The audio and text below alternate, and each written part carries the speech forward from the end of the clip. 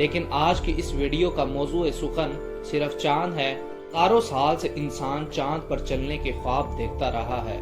نیل Armstrong پہلا شخص تھا جو چاند کی سطح پر اترا۔ اے بی کے لرننگ سپورٹ کے معزز دوستو، فراز علی کے ساتھ آپ کو اے بی کے لرننگ سپورٹ میں خوش آمدید کہتے ہیں۔ معزز دوستو، چاند کی سطح پر سب سے پہلے قدم رکھنے والے سائنسدان کون تھے؟ کیا واقعی چاند پر جانا ممکن ہوا؟ چاند کی سطح کیسی ہے؟ کیا وہاں زندگی کا وجود ممکن ہے؟ ان سوالوں کے جواب آج کی اس ویڈیو میں ہم جاننے کی کوشش کریں گے۔ اس سے پہلے اگر آپ نے ابھی تک ہمارا چینل سبسکرائب نہیں کیا تو ہمارا چینل سبسکرائب کر لیں اور ساتھ لگے بیل آئیکن کو بھی ضرور پریس کر لیں تاکہ ہر آنے والی نئی ویڈیو کی اپڈیٹ آپ تک پہنچائی جا سکے۔ تو آئیے چلتے ہیں ویڈیو کی طرف۔ معزز ناظرین گرامی، جب سے انسان نے شعوری آنکھ کھولی ہے، اسے چاند کے ساتھ دوستی ہمیشہ عزیز رہی ہے۔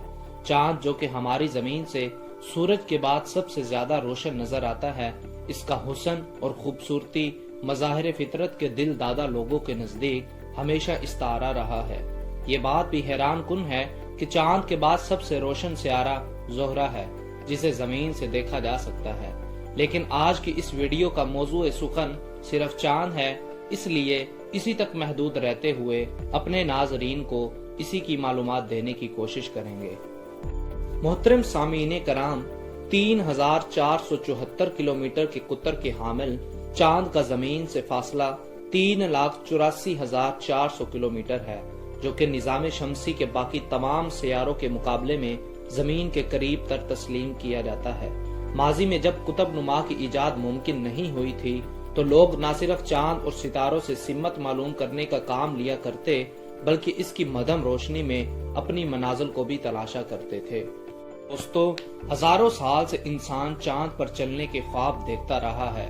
20 جولائی 1969 کو نیل آرمسٹرانگ پہلا شخص تھا جو چاند کی سطح پر اترا۔ نیل آرمسٹرانگ کے چند منٹ بعد چاند کی سطح پر اترنے والا دوسرا شخص بز ایلڈرن تھا۔ اپولو 11 مشن میں شامل تیسرا شخص مائیکل کولنز تھا، مگر یہ شخص چاند پر اترا ہی نہیں۔ 16 جولائی 1969 کو صبح 9:30 بجے اپولو 11 کو کینڈی سپیس سینٹر فلوریڈا سے بھیجا گیا تھا۔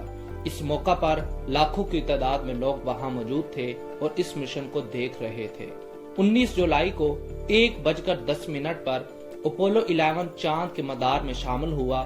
پورا دن وہ چاند کے مدار میں رہا۔ 20 جولائی 1969 کو 4:15 پر اپولو 11 چاند کی سطح پر اتر گیا اور دونوں خلا بازوں نے چاند پر امریکی جھنڈے کو بھی لہرایا۔ 24 جولائی 1969 کو یہ تینوں خلاباز زمین پر واپس پہنچے اور سمندر میں لینڈ کیا۔ ناسا کے مطابق جہاں ان لوگوں نے لینڈ کیا وہاں پر دن کا وقت تھا۔ چاند کی سطح یعنی مٹی پتلی اور نرم مٹی ہے۔ معزز دوستو، انسان صدیوں سے روشنی کی اس علامت کے طرز سفر سے وقت کو ناپتا آیا ہے، اور یہی وجہ ہے کہ نہ صرف ماضی بعید بلکہ لمحہ موجود میں بھی قمری کیلنڈر کا سہارا لیتے ہوئے انسان اپنے ماہانہ اور سالانہ وقت کا تعین کرتے ہیں۔ نظام فلکی کے اس ننھے منھے فرد کی جسامت زمین کے مقابلے میں 27% ہے، جو کہ اپنے مدار کے گرد ایک چکر اوسطاً 29 یا 30 دنوں میں مکمل کرتے ہوئے چشم آدم کو مختلف نظاروں سے روشناس کراتا ہے۔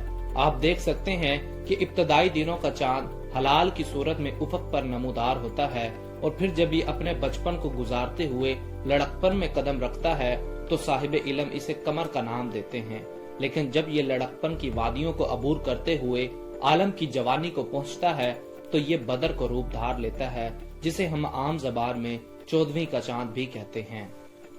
ناظرین کرام، یہ بات بھی بڑی دلچسپ ہے کہ اگر زمین پر 10 کلو وزن رکھنے والی چیز کو چاند پر رکھا جائے تو اس کا وزن صرف 1.5 کلو سے زائد نہ ہوگا۔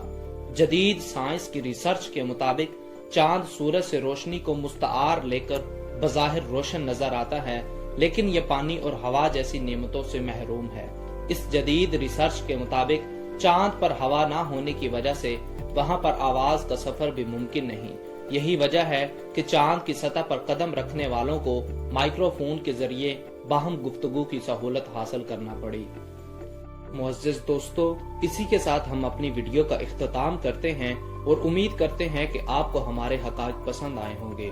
ویڈیو پسند آنے کی صورت میں اسے زیادہ سے زیادہ لائک اور شیئر کر کے ہماری حوصلہ افزائی کریں۔ ہماری نئی ویڈیو آنے تک اپنا، اپنے دوستوں اور گرد و نواح کے لوگوں کا خاص خیال رکھیں۔ خدا حافظ۔